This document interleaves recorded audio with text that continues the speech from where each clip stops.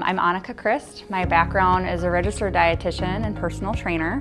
At Lifetime, I run our digital programming and events. My job is really to create programming around weight loss and transformation. So that includes our 60-day challenge, as well as some online programs that engage our members into Lifetime's philosophy around nutrition, metabolism, and moving their body. So what we're always looking at is we have 1 million+ members, and a really small segment of them actually hire a one-on-one trainer. And I always think, especially with training in general, it's a higher price point, so it's not for everybody. So what the 60-day challenge is a way to get other members involved with our trainer. For us, it gets us an extra audience. Once they sit down with our trainers, it kind of builds that trust in our process, and a lot of times they end up becoming clients for us anyway. The earliest that I remember InBody, I think, was 2011. The 60-day challenge we had done before then, we actually had the clubs go by scale, so you can imagine the inconsistency across all of our clubs. So we said we wanted to streamline this process, have more consistency. The clubs are all going to have the same equipment. And I just remember the weigh-in process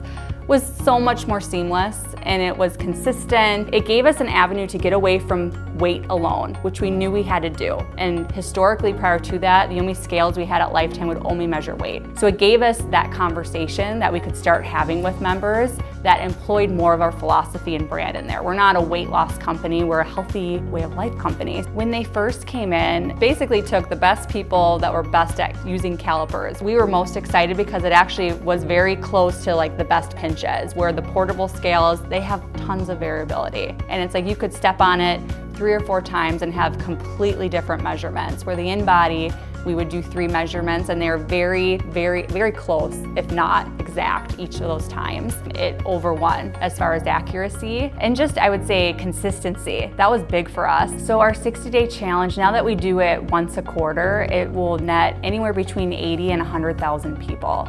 What's cool is it includes the sit-down consultation with the trainer. They get a weigh-in. That information allows them to actually create a better goal for the person. Specific to the InBody, I'd say body fat is #1. That I think it's the language of a trainer, and I think that's what you guys did the best with. I was a trainer, I know trainers, they've never been excited about pounds lost. They're more about changing how people look and getting them excited about weightlifting and adding muscle.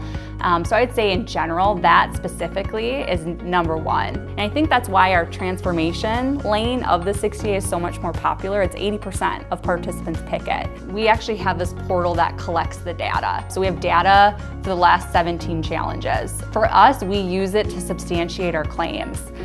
So when talking about the 60-day challenge, the average person, if they just weigh in and weigh out, the average person loses 8 to 10 pounds or 4% body fat. That's an awesome stat to have. We wouldn't have that data if we didn't have that, because we don't have the system to actually employ it and have consistency across all clubs. Our legal team would say it's the one thing that we have substantiation, because we're collecting it, it's the same scale at all clubs, they're all in the same period of time. But for us, we like to market that because it's a big deal, and most things you don't have that substantiation.